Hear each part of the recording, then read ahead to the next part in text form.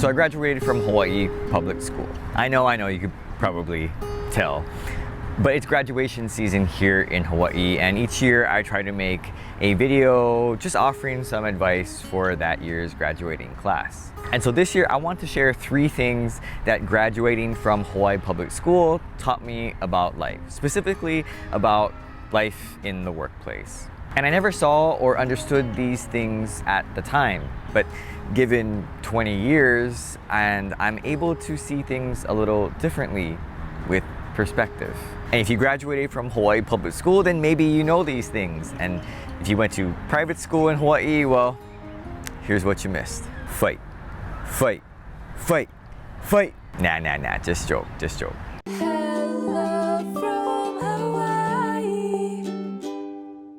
So the first thing that I learned is that a good or bad teacher is all it takes. Just like in the workplace, a good or bad boss is seriously all it takes. So there is a spectrum of good, average, and poor public school teachers in Hawaii. And this isn't a personal attack on any of them, but we should recognize that there are really great teachers and some who maybe aren't so great. And so I want to share a couple of experiences that I had with certain public school teachers here. So when I was in high school during my junior year, I was in the, I guess you'd call it like the honors social studies class. And I was doing fairly well. I was a pretty good student. I had at least a 3.5 or above GPA. I think I graduated 18th in my class with at least a 3.7 GPA. So academically, I was doing pretty great. But there was this one social studies teacher, and he was fine in the first semester. But during that third quarter, I turned in this one assignment and he told me that he lost my paper. And so on my progress report for athletics, I was failing, and I didn't understand why I was failing the class. And the thing was, back then, not everything was typed out. That was back in the day where sometimes you would turn in essays that were handwritten, and because it was handwritten, I only had the one copy. There was no scan or digital version of it. That was it. And so when I told him that, no, I did turn in the assignment, and he said, oh, I'm sorry, I didn't have it. It was basically my word versus his word. And this wouldn't have been so bad if the teacher was organized. But when you looked at his desk and the classroom, it was a mess. On his desk, he had just stacks and stacks of paper. And so it seemed to me like he lost my paper because I know I turned it in. But hey, if he lost my paper, there's really nothing that I could have done. That was pretty much it. But the thing is, this happened again, a second time, where I turned in my paper and he lost it.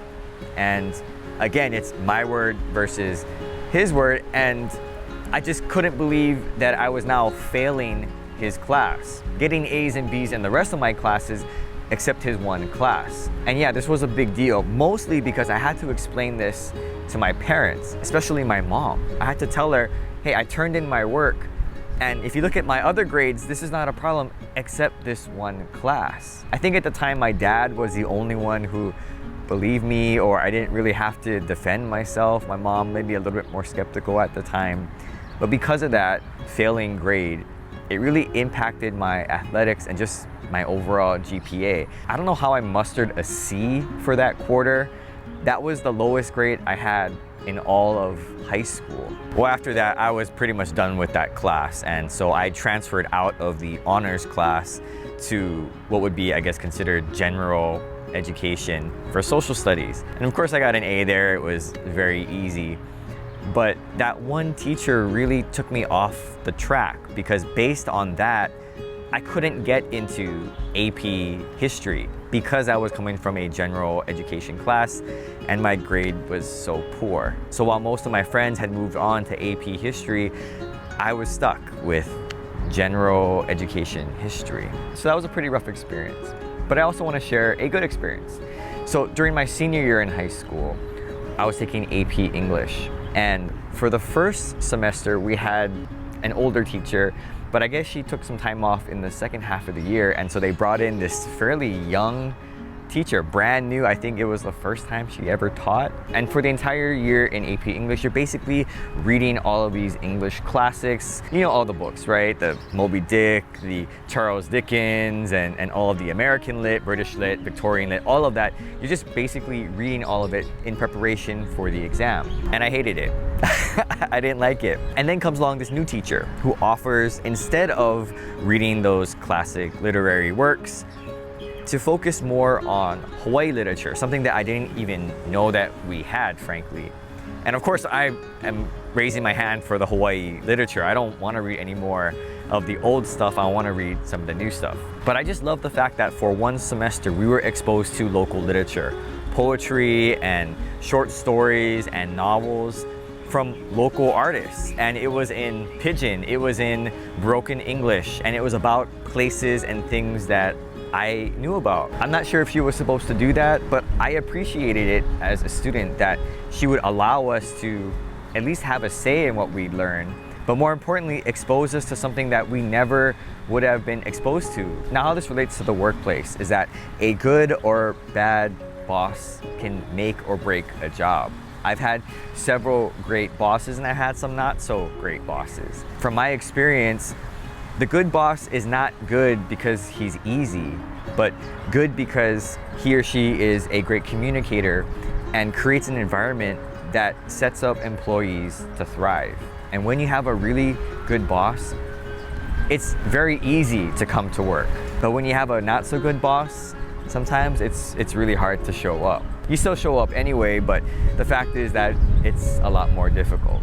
Also, a good boss inspires you to work harder. Not because you get paid more, but because you want to. And for people who like work and find passion and interest in their work, I don't think you can come up with any better place to be. And the second lesson that I learned from graduating from public school in Hawaii is that not everyone is like you, but you still have to work together.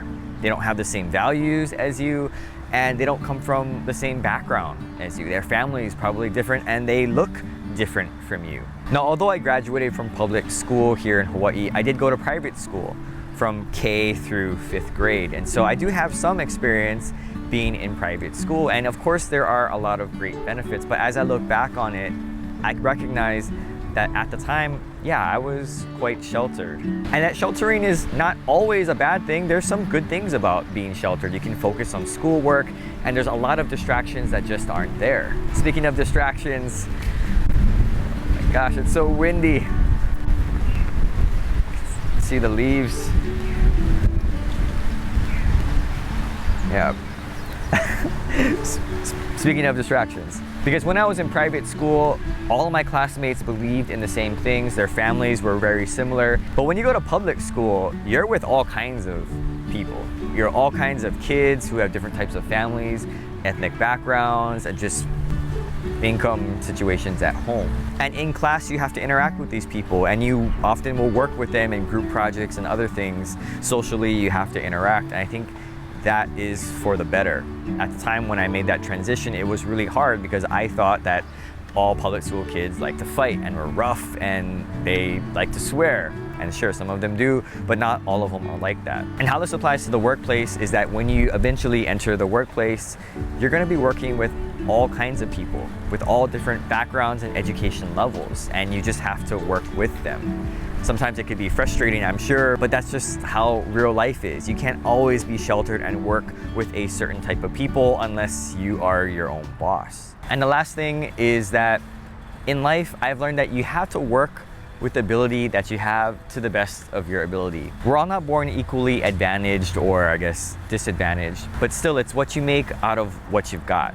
And for me, I've seen that throughout my life where, yeah, I went to public school and maybe I didn't have the best exposure to different resources like technology or even just different learning environments, but still, I was able to make the best of what it is that I had. I was a public school kid, all right? I grew up in Kaneohe. I didn't grow up in the most affluent place. I grew up in a nice home where both my parents worked and they loved us and they encouraged us.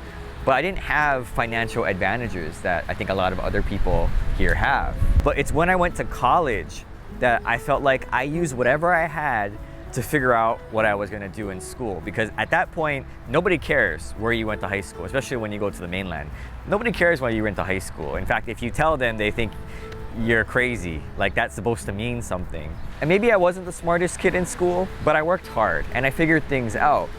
And I also learned that when you go into the workplace, that's what you have to do. You may not be the most qualified person for the job, but if you can figure out how to learn fast on the job, then that's gonna make you a lot more successful at what you do. Because I'm sure, as people have found out, college mostly doesn't prepare you for the workplace. You learn some great things, but it's more about you learn how to learn and maybe what you're interested in, but it doesn't necessarily teach you how to work in an office or work for yourself.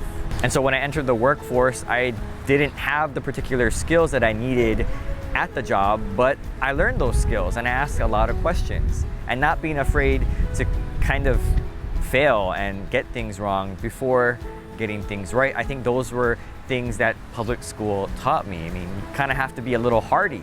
You can't just give up. And people aren't always going to give you everything you need to succeed. Sometimes you have to figure it out for yourself. And so to close, I hope that this was interesting or helpful. And again, I didn't realize these things until many, many years later after graduating from high school. I think that graduating from public school here is very special, just like graduating from private school is very special. There are advantages to going to private school, a lot of which I think are more post-grad, like the connections that you make, and you can connect with a lot of other alumni who can maybe help you out with work. But there's a lot of pride in graduating from public school in Hawaii, and there are, I think, certain things that you can only learn in going to public school here. I think we often make private versus public school in Hawaii a bigger deal than it has to be. But at the end, I think it's about character. It's about what kind of person are you? Because that translates into what kind of employee you'll be, what kind of citizen you'll be. And I think those things are a lot more important. So congratulations to the class of 2023. It's gonna be a fun future for you, just like it's gonna be a fun future for my kids about 18 years later.